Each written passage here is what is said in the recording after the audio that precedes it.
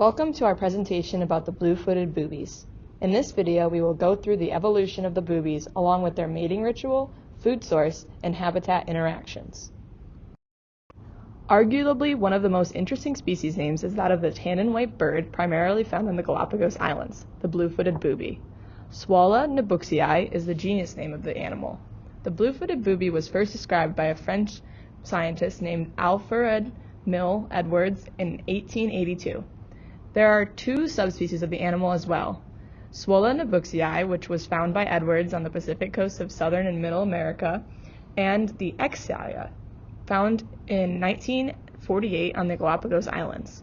Although the name blue-footed booby may seem self-explanatory, it is believed to have been derived from Spanish origins, in which bobo means stupid. This refers to the booby's tame nature towards humans and other species alike. The animal just doesn't seem to care that there's other people around it. Blue-footed boobies are unique birds that can be easily recognized by their distinctive blue feet. These dazzling blue toes are where blue-footed boobies get their name. These birds can be found in marine environments which provide the perfect habitat for these seagoing birds.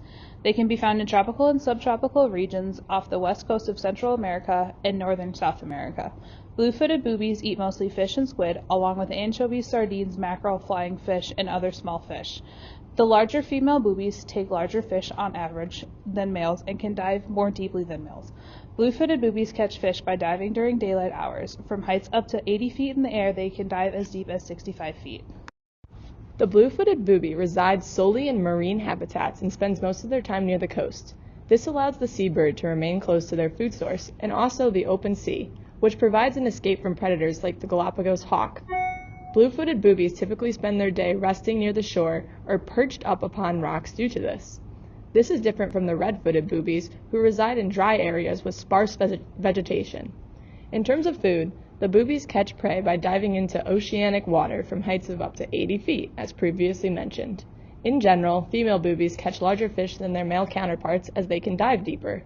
This is an example of resource partitioning within the species and is likely a result of reverse sexual size dimorphism. Specifically, females are approximately 30 to 32% larger in mass and 5 to 10% larger in height. The birds capture fish by plunging beneath the surface of the water while simultaneously snapping their bill. Blue-footed boobies have a unique history when it comes to evolution, closely related to the Peruvian Nazcan booby who diverged on the tree of life roughly 1.1 to 0.8 million years ago. These birds, however, differ in appearance to their Nazcan cousin, as well as the red-footed booby, by the bright blue color of their feet, hence earning the name blue-footed booby. Based on numerous studies, it is hypothesized that the blue pigmentation found in the feet of blue-footed boobies has evolved from dietary carotenoids found within sardines. Blue-footed boobies are most known for their unique mating ritual. Males select and defend a small nesting territory and land near the potential nest site with their remarkable blue feet spread out in display against their pale bellies. Then they march around in an exaggerated fashion, raising the spread feet up and outward. Females also display their feet to prospective partners, and males appear to select females with brighter feet. If the female needs further enticing, the male will bend down and stretch out its wings to try and impress the female. If the female agrees, the two will then go off to reproduce. If the male doesn't succeed in impressing the female, he will leave to find another female to impress. In the next slide, we have a video demonstrating this behavior. Here we see two unmated male blue-footed boobies. They are luxuriously taking their daily stroll past the female-dominated area of the beautiful Galapagos Islands. Wow. They are about to embark upon one of the most spectacular sights one can ever see, an attractive female. They will first start by using their mating dance, as seen in the video now. They are flapping their feathers, ruffling violently, and trying to impress the female. Here we see the dance at another angle. You can see that one booby has brighter feet than the other, and that the female will likely choose this booby. We're about to see what will happen. Oh. As you can see, the female chose the booby with the brighter feet, and now they are living happily ever after. Aw, poor booby. Now we have seen that the female will mate with the boobies with the brighter feet.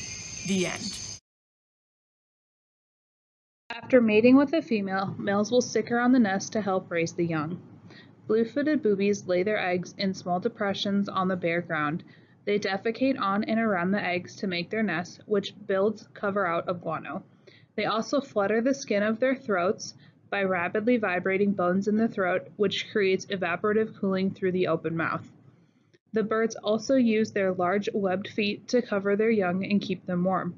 Both male and female blue-footed boobies contribute to protecting and raising their young. Breeding pairs typically care for between 1 and 3 blue eggs at a time. In times of scarcity, as the chick grows, 1 or 2 will become dominant and take all of the food, leaving the weaker chicks to starve. Baby blue-footed boobies have such fluffy feathers that they often appear larger than their parents. The population of the blue-footed boobies has begun to rapidly decrease. Today, the population is less than 1/3 of the population that was seen in the 1960s. This rapid decrease could be the result of the work of an El Niño that occurs every couple of years. An El Niño is an interaction that occurs between the ocean and the atmosphere, which creates an increase in rainfall and a rise in the ocean surface temperature. An El Niño causes the decrease in the blue-footed boobies population due to its impact on sardines, mosquitoes, and vegetation. An El Niño causes an increase in the ocean surface temperature, which causes a decrease in the sardine population. This is because high ocean temperatures are lethal to sardines. This decrease in sardines leads to a decrease in the reproductive rates of the blue-footed boobies. Sardines are the main food source of the boobies when they are available because of their nutritional value, lipid content, and most importantly, their carotenoids. Carotenoids give the blue-footed boobies their bright blue pigmented feet, which gives them reproductive advantages. A study was done to show the effect of the El Niño on the diet of boobies. Scientists looked at the diets of Nazca boobies before and after the El Niño of 1997, and it showed that the portion of their diets was 80% before and it dropped to below 10% after. Along with the study, 2 others were done to show the effect on reproduction in blue-footed boobies when their feet are dull due to a lack of sardines. When females have dull blue feet, they receive 38% less courtships, and when males have duller feet, the females will lay smaller eggs. These studies prove that the El Niño is affecting the boobies' ability to reproduce. El Niños create heavy rainfalls, which create pools of water on the islands where blue-footed boobies reside. These pools of water are perfect for mosquito breeding sites. A rise in mosquitoes are harmful to the reproductive and survival rate of blue-footed boobies' eggs because they are ectoparasites. This means that mosquitoes feed on the blood of mammals, including the blue-footed boobies.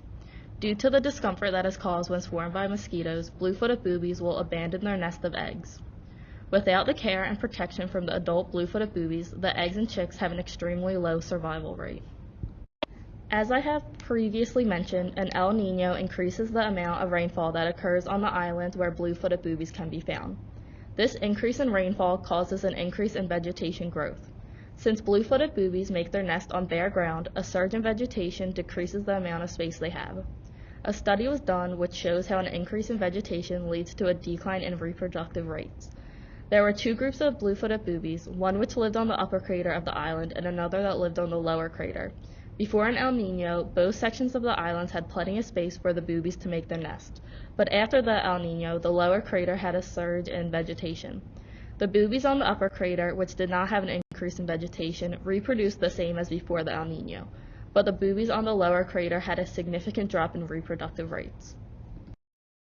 Topic of research, as their diet has been proving to be quite crucial to their survivability. In recent years, it has been discovered that blue-footed boobies may be sardine specialists. In other words, sardines are so essential to the boobies' diet that if they were to disappear, the species would die off. In particular, scientists are further researching the sardine disappearance of 1997. During this time, the sardine population was seemingly non-existent, and the blue-footed booby population decreased dramatically. The deep dive also led scientists to discover that blue-footed boobies could survive but not reproduce without eating sardines. The hypothesis that researchers continue to test for this phenomenon is that blue-footed boobies are specialized to the point of fatal attraction. There are also a variety of other topics being researched in regard to the blue-footed boobies. One of these topics includes research on the specific development of the species blue feet. The conclusion of the study will be helpful as scientists currently do not know the exact reason why the species blue feet came to be. In addition, researchers are interested in finding out whether or not boobies can survive for long periods of time in northern climates. This interest was piqued by a research article that was produced from data collected in 2013. During the summer and fall of that year, blue-footed boobies were found in large numbers far north of their typical range. Although scientists believe this occurred due to the El Niño event of the same year, how exactly the species survived in such drastically different climates is still unknown, leaving opportunities for research. Overall, the blue-footed boobies are a scientific marvel to many scientists and people alike. The species is consistently used as an example in biodiversity classes due to their unique lifestyle and mating ritual. Perhaps with further research, people will be able to discover more about the booby species and how their diet impacts their reproductive abilities.